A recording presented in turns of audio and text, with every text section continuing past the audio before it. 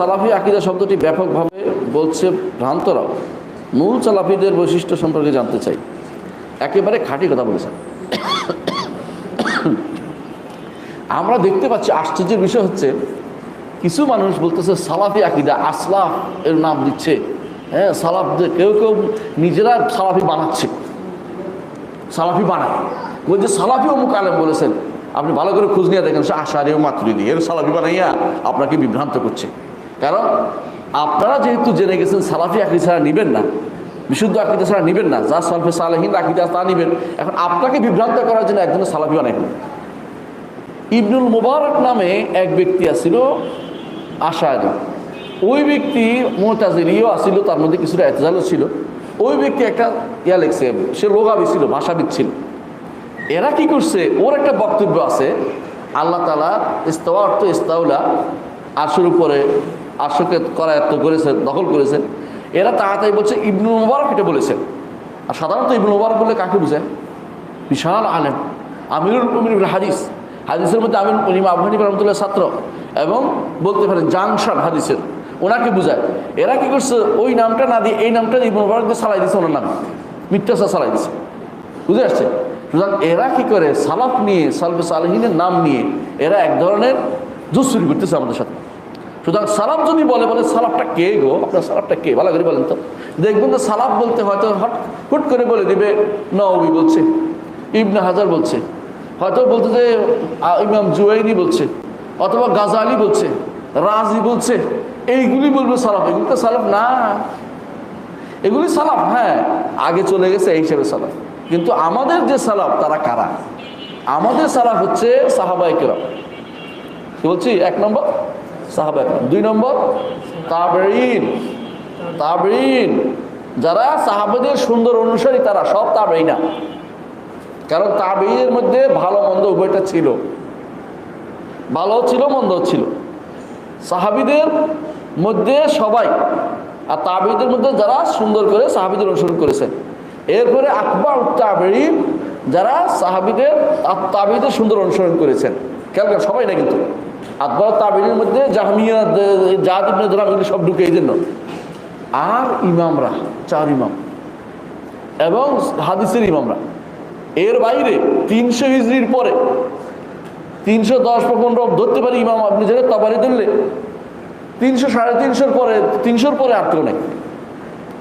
আর যারা আসবে সালফা নেসবাতান সালাফি হবে, অর্থাৎ সম্পৃক্ত, ওদের দিকে সম্পৃক্ত হয়ে আমি সালাফি। যেমন আপনি যদি কোনো তালুকদার হন, তালুকদার তো ছিল আপনার দাদা, আপনার তো হয়তো বাসাও নাই, কিন্তু তালুকদার লেখেন কেন? আমার এখন তালুকের মতো ব্যবহার আছে, আমার উত্তম ব্যবহার আচরণ আছে, এই জন্য তালুকদার বলেন। ঠিক নেসবাতান আপনি এখন বলতে পারেন যে আমি সালাফি। কিন্তু সালাফ হচ্ছে কারা? সাহাবী, তাদের সুন্দর অনুসারী তাবেঈ, তাদের সুন্দর অনুসারী আতবাউত তাবেঈন, এবং চার ইমাম, এবং হাদিসের মুহাদ্দিসরা। হাদিসের মুহাদ্দিসরা যারা পরবর্তী আসে, তাদের মধ্যে কেউ কেউ তাবিল করেছে, এই জন্য তাদের সব বক্তব্য নেওয়া যাবে না। যেমন ইমাম খাত্তাবী, যেমন ইমাম বাইহাকি, যেমন ইমাম ইবনে হিব্বান, এই 3 ইমামের মধ্যে তাবিল ছিল। ওই 3 ইমামের বই দিয়ে দলিল দিলে বলেন যে না, সালাফের আগে পার হয়ে গেছে। আপনি এত চেষ্টা করেন না, এগুলো আর পরে। সুতরাং বুঝবেন, সালাফি নাম দিলেই সালাফি হয় না যতক্ষণ পর্যন্ত তারা সালাফ না বুঝবে এবং সালাফের অনুসারী কারা তা না বুঝবে। এই জন্য এরা কিন্তু বিভ্রান্তি ছড়াচ্ছে, বিভিন্ন নাম দিচ্ছে আসলাফ বা সালাফি বলে। এমনকি কেউ কেউ দুর্ভাগ্যবশত ইমাম তহাবির কিতাবের ব্যাখ্যা লিখছে, ইমাম তহাবি ব্যাখ্যা লিখছে, সালাফ ও খারাপ মিলিয়ে ব্যাখ্যা লিখছে। অর্থাৎ সালফের আকীদা আর তথাকথিত ওই আকলবিদ যারা কি বলে, এদেরকে কালাম শাস্ত্রদের মিলিয়ে একটা বই ব্যাখ্যা লিখছে, দেখা সালাফি নাম দিয়ে চালাই দিচ্ছে। এমন বলতেছে সালাফদের মধ্যে তাহবিল ছিল, ওই বইয়ের মধ্যে বলতেছে। মিথ্যুক কাকে বলে? তারা কি করে, অর্ধেক অংশ নিয়ে আসে কথা, বাকি অর্ধেক আনবে না। ওই সাহাবায়ে কেরাম সালফে তালেহিনের কথার অর্ধেক এই নেয়া, তাদের বক্তব্য সাব্যস্ত করার জন্য ব্যস্ত হয়ে পড়ে। ওরা মিথ্যুক, ওদের বই পড়বেন না, ওরা মানুষকে বিভ্রান্ত করছে। আপনারা বুঝতে পারছেন আমি কার কথা বলছি? যে এই বই পড়লে আপনি বিভ্রান্ত হবে, আপনি বলে সব চলে, তখন আপনি ওই ঐক্যের ভূমিকা যাবেন। আকীদায় 3 মত, কেউ বলে না আকীদায় 3 মত শুদ্ধ, সুবহানাল্লাহ। আকীদায় 3 মত কেন শুদ্ধ হয়? আল্লাহ তাআলা 3 রকম হইতে পারে? হ্যাঁ, ওদের আল্লাহ তিন রকম। তিন রকম কেন? আমরা সারাফরা বলে আল্লাহ সমস্ত গুণ সাব্যস্ত করি, সালাফরা। আর ওদের আশারীরা বলে 8টা, মাতুরিদীরা 7টা, মাতুরিদীরা বলে 8টা। পার্থক্য এখন বলেন আল্লাহর কয়টা গুণ সাব্যস্ত করবেন? সবগুলি। হয় আপনি সালাফি হবেন না আসলে মাতুরিদী হবেন। আপনি তিনটা একসাথে কেমনে হয়? খবর তিনটা জায়েজ হইতে পারে, একটা জায়েজ হইতে পারে না। সংবাদ এগুলি, সংবাদ কখনো তিনটা শুদ্ধ হইতে পারে না। আমি যদি বলি লোকটা মারা গেছে, এখন তো বলে লোকটা মরে নাই, লোকটা কিছু কিছু বাচ্চা কিছু কিছু মরছে, কথাটা কেমন হইল? হাস্যকর হয়ে যায়। আপনাকে বলতে হবে খবর সংবাদ একটা শুদ্ধ হয়। আল্লাহর গুণ আছে অথবা নাই।